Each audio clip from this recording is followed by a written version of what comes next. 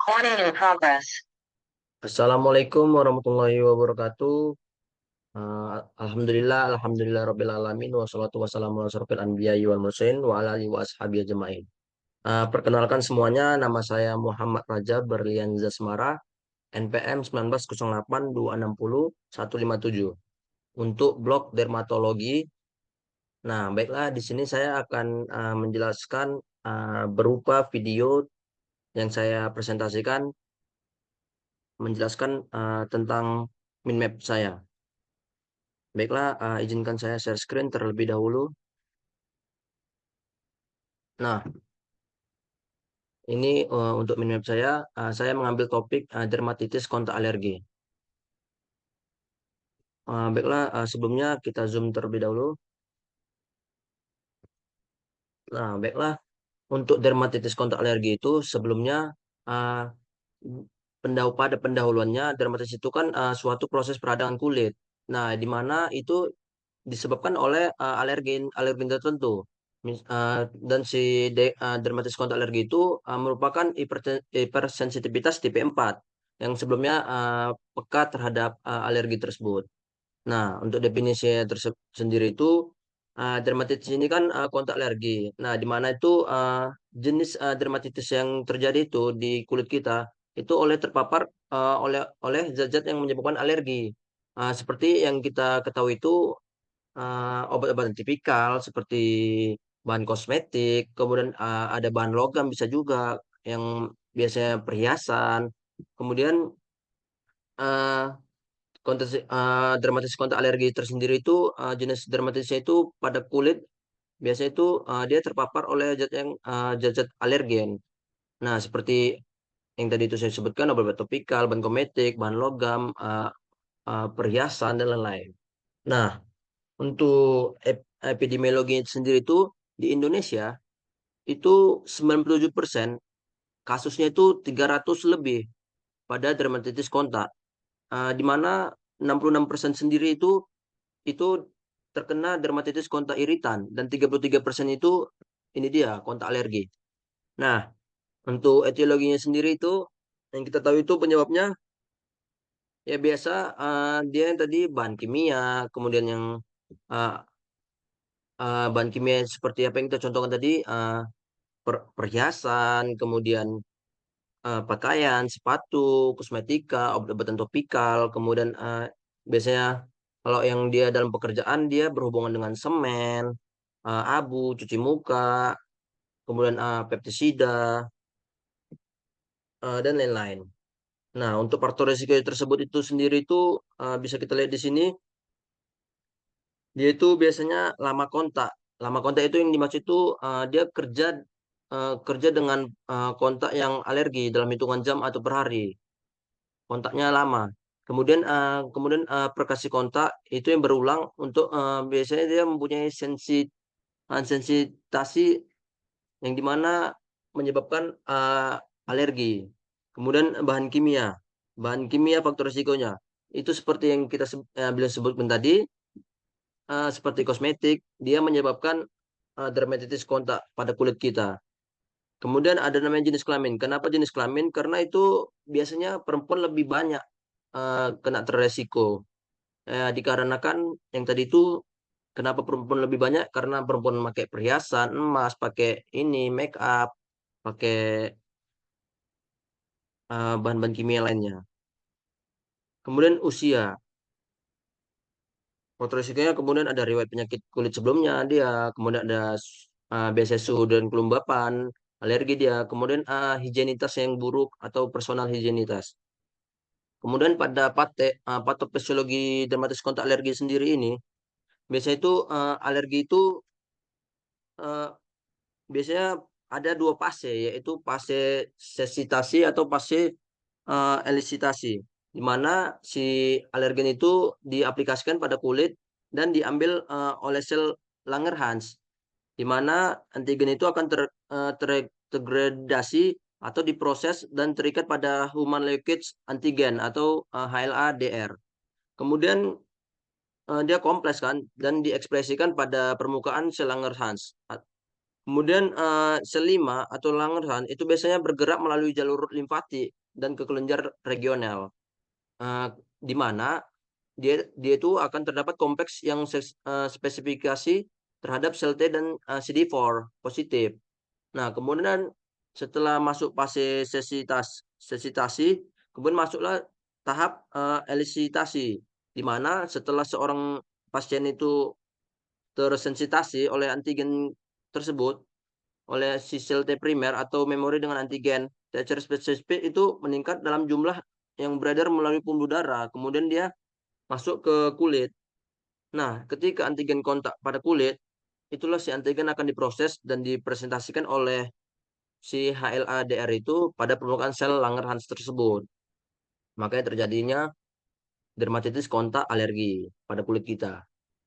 Nah, untuk manifestasi klinisnya sendiri sih bisa dilihat itu dia berupa nanti terdapat pembengkakan hebat pada dan kulit melepuh, kemudian biasanya dia ada ruam-ruam pada di kulit kita, ada lepun-lepun kecil gitu, kemudian terasa gatal. Dia ingin menggaruk-garuk menggaruk terus. Kemudian dia biasanya si penderita ini mengalami merasa panas dan merasa gatal gitu. Kemudian biasanya lepuhnya itu pecah. Dia akan mengeluarkan cairan sehingga membentuk kropeng-kropeng pada tangan kita itu. Kemudian setelah membentuk kropeng dia mengering. Kemudian sisa-sisa sisiknya itu gatal dan mengalami penebalan kulit. Itu akan berlangsung selama beberapa hari atau beberapa minggu saja. Untuk diagnosisnya sendiri itu biasanya kita anamnesis, pemeriksaan fisik, pemeriksaan penunjang. Untuk menganamnesisnya kita sendiri itu kita perlu menanya menanya pasien seperti kita tanyakan si pasien itu apakah si ibu ini memakai-makai bahan-bahan kimia atau si ibu ada riwayat sebelumnya gitu atau ibu ini ada keluhan tambahan atau lingkungan ibu bersih apa tidak, kemudian kebersihan ibu gimana, sanitasi ibu baik apa tidak. Kita tanyalah anamnesisnya secara lengkap supaya kita tahu uh, apa tujuan ibu itu datang untuk mendiagnosanya.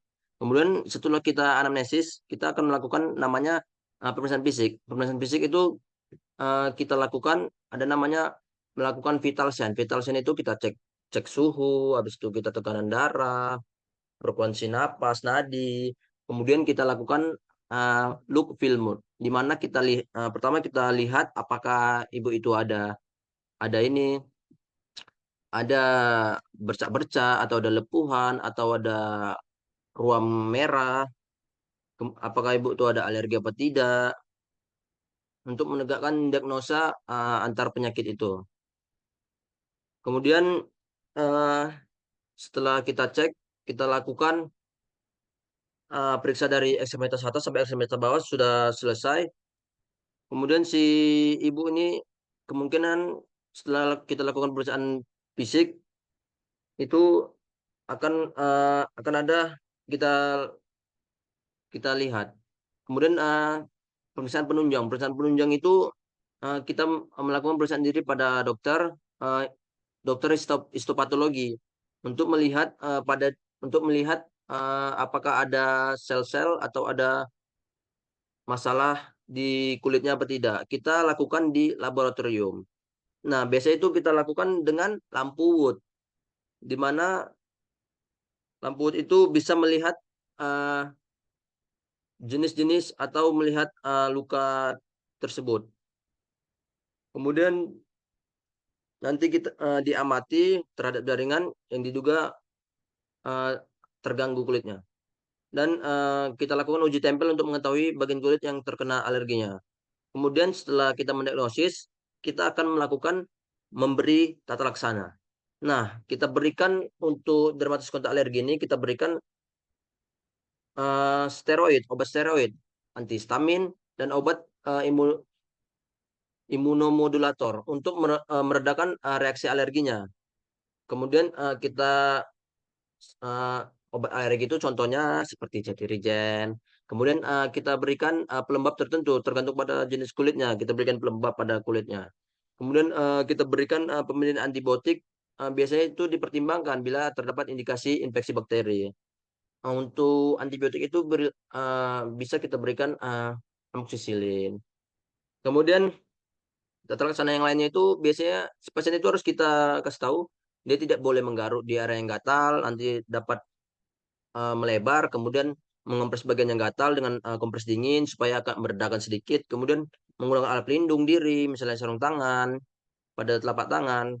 Biasanya menghindari mandi dengan air hangat. Itu biasanya mengarah ke suhu panas karena dapat membuat kulit kita kering dan gatal. Kemudian menggunakan sabun bayi atau yang ramah untuk kulit sensitif. Kemudian menggunakan pakaian dengan bahan yang menyerap keringat, mengendalikan stres. Nah, sesudah tata laksana akan masuk ke komplikasi dan prognosis. Apa yang terjadi? Nah, untuk komplikasinya sendiri itu biasanya itu ada namanya lichenifikasi. Itu kulit yang terus mengerus, digaruk dapat menebal dan kasar. Biasanya kondisi itu disebut lichenifikasi. Kemudian ada gangguan mental karena dia bingung memikirkan ini, dia akan dia akan merasa gatal dan tidak nyaman. Eh, Kemudian dia akan menyebabkan stres, kecemasan bisa saja sampai depresi. Kemudian biduran, biduran itu seperti benjolan pada kulit yang menonjol atau yang berubah warna, seperti biasanya warna merah. Kemudian ada pembengkakan, angioedema, kemudian anafilaksis, kemudian biasanya untuk prognosis sendiri itu umumnya baik, tidak terlalu parah kali penyakit ini jika pengobatannya itu tepat dan cepat, biar supaya bisa kita identifikasi dan kita hindari masalahnya. Biasanya gejalanya itu kan akan membaik beberapa minggu setelah paparan dihentikan. Nah, biasanya kalau ada beberapa kasus dermatitis kontak alergi itu dapat menjadi kronis, sulit untuk diobati. Biasanya itu terjadi pada si individu yang terus terpapar alergi, memiliki sistem ketahanan tubuh yang lemah. Nah, untuk edukasi dan pencegahannya sendiri kita suruh si pasien hindari dari alergi. Biasanya kita beri dia coba untuk menghindari zat-zat yang mengalami alergi ke kulit. Kemudian bisa kita lakukan kebersihan pada diri kita sendiri. Kemudian biasa kenakan pakaian pelindung, sarung tangan, masker wajah, kacamata atau sarung tangan. Kemudian boleh kita berikan oleskan krim dan gel pelindung. Biasanya biasanya dapat melindungi kulit-kulit yang sensitif. Kita suruh si pasien ini menghindari hewan-hewan peliharaan, kemudian alergi pada tanaman, itu dapat menyebar kepada manusia. Nah, kesimpulannya sendiri itu dermatitis kontak alergi itu kan termasuk hipersensitivitas tipe 4, yang dimana sebelumnya itu peka terhadap alergen. Nah, biasanya prinsip dan dasar itu penaksaan pasien ini biasanya memberikan kortikosteroid topikal. Biasanya pengobatan simptomatik dan biasanya terpenting itu menghindari alergi penyebabnya tadi. Nah, untuk prosesnya itu baik bila segera melakukan perobatan yang tepat. Ini untuk referensi saya, jurnal yang saya dapatkan. Terima kasih. Saya Muhammad Raja Brani Semara. Wassalamualaikum warahmatullahi wabarakatuh. Billahi haq, astagfirullah bil khair. Assalamualaikum warahmatullahi wabarakatuh. Terima kasih semuanya.